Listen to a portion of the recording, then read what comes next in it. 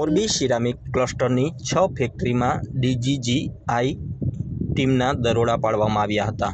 ગઈકાલે બપોરે રાજકોટ અને અમદાવાદના 50 જેટલા જે અધિકારીનો કાફલો છે તે મોરબી પહોંચ્યો હતો અને 6 જેટલી જે સિરામિક ફેક્ટરી છે તેની અંદર તપાસ છે તે તપાસ હાથ ધરી હતી।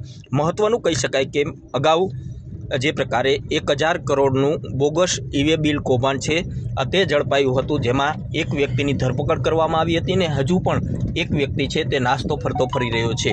આને લઈ અને જે પ્રકારે ચૂંટણીની આચારસંહિતાના કામમાં વ્યસ્ત હોવાના કારણે ફરી એક વખત જે ડીજીજીઆઈની ટીમ છે તેમને તપાસ છે તે તપાસ શરૂ કરી હતી, જેમાં મોરબીના 6 જેટલા જે સિરામિક છે તે રેલો છે તે ત્યાં પહોંચ્યો હતો અને હાલ કહી શકાય કે ગત બપોરના સમયે જે દરોડા પાડવામાં આવ્યા હતા અને મોડી રાત સુધી દરોડાની કામગીરી છે તે હાથ ધરવામાં આવી હતી, જેમાં મહત્ત્વના ડોક્યુમેન્ટ છે તે કબજે લઈ અને આગળની તપાસ છે તે તપાસ હાથ ધરી છે।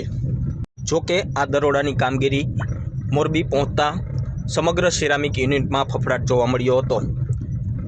હાલ તો મોરબીના પીપળી રોડ ઉપર આવેલા 6 જેટલા જે સિરામિક છે તેમની વાત કરવામાં આવે તો Lemorex granito, Lupton tiles, Lovell ceramic, Leona ceramic, Quita ceramic અને મોન્જા સિરામિક છે તે યુનિટની અંદર તપાસનો રેલો છે તે પહોંચ્યો હતો।